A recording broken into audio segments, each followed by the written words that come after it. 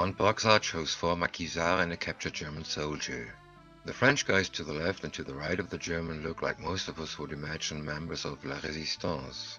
The young woman talking to the more official-looking person to the right also looks very cliché-like.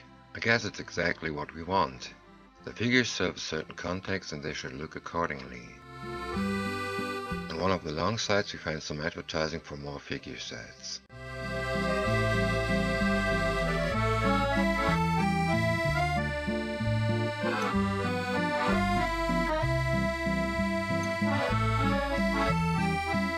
Usually I show you this bit in English, but I like the mistake that happened with the German translation.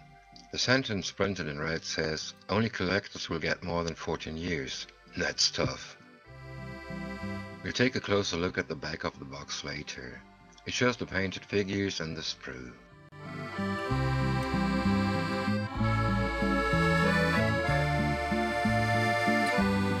Here we have the parts for the guy who's disarming the German.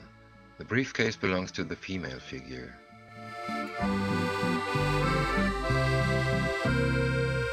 His face looks older than what we saw on the box art.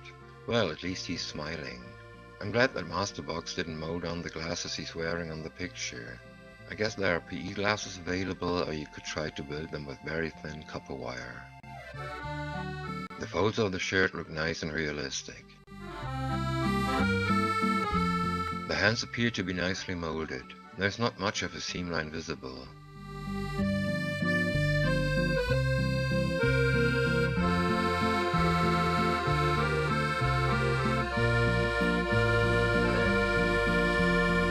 The legs won't be difficult to clean up. The trousers look good. There are seam lines, and that's one weakness of plastic figures. It can't be helped and they'll have to be removed. The stand submachine gun is nicely detailed and comes in 3 parts. If you wanted to use a standard stock on the left hand side, you'd have to remove the molded on stock. I don't know if MasterBox tried to mold the stock in a way that it looks like there had been rags wrapped around it. It looks weird, although I like the idea with the rags. I might try to clean it up and sand it to the original shape and then wrap strips of tissue paper all the way around. And now for the German officer. The parts look nicely molded. The cap we see laying on the floor on the box art is missing. And that's a pity, because if you wanted to build the scene like it is on the box art, you'd have to find his cap in your scrap box. He doesn't look too happy, but he should. His war is over. The uniform jacket is full of nice details. There's more to clean up on his hands, but it shouldn't be a too tedious job. You want to be careful when you're removing the seam lines. There are many narrow folds for which you'll need a triangular and a round file. The pockets look nice.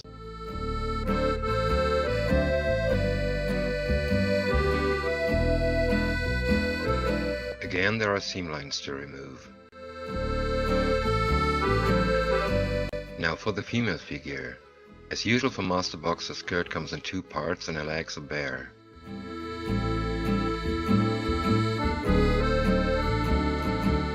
Her face and her hairdress is spot on for the era. The seam line should be removed carefully. You wouldn't want to destroy any delicate detail.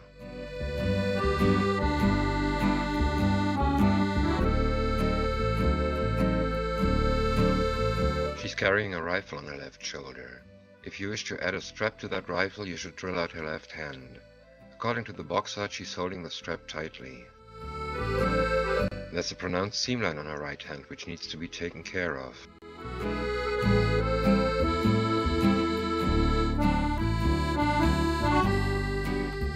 Her skirt and the lower portion of the jacket are nicely molded.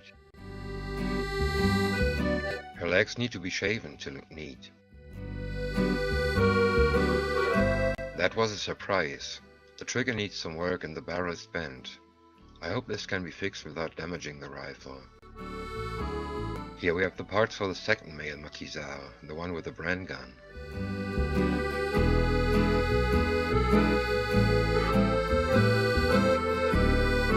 He's laughing, and there are reasons for it. Up to now, his hands seem to demand the most cleaning up of all figures.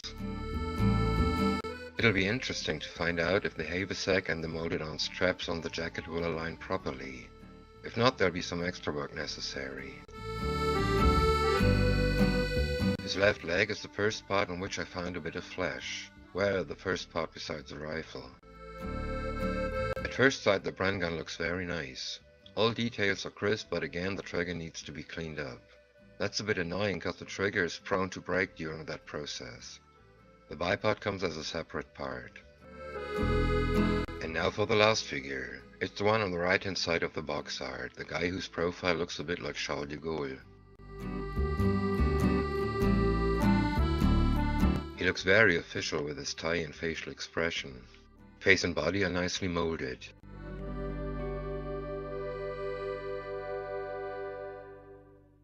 There's a lot of tedious work to be done to clean up his hands. The thumbs almost need to be carved.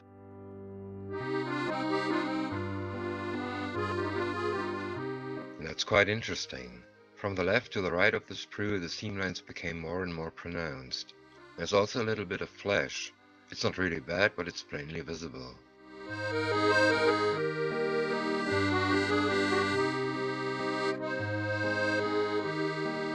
The instructions are printed on the back of the box. All part numbers are printed next to the matching parts of the illustrations.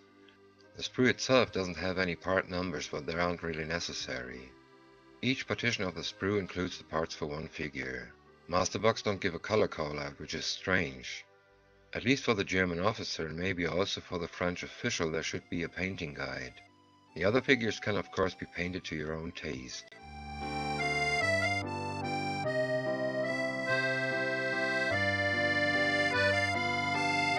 My experience with MasterBox figure sets are mostly nice.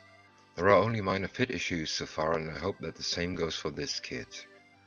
Detail is rather crisp here, and if the figures should fit as good as I hope they will, it all depends on the paint job. There are no decals for the Force Française Libre armbands, and that's really a shame because they'll be difficult to paint. There's also no map. MasterBox are a bit tight with accessories like that. I'll use the male French figures and maybe also the female figure for the M7 Priest body build with Bob Arnott. These were the last missing figures, and now there's no more excuse for me being lazy.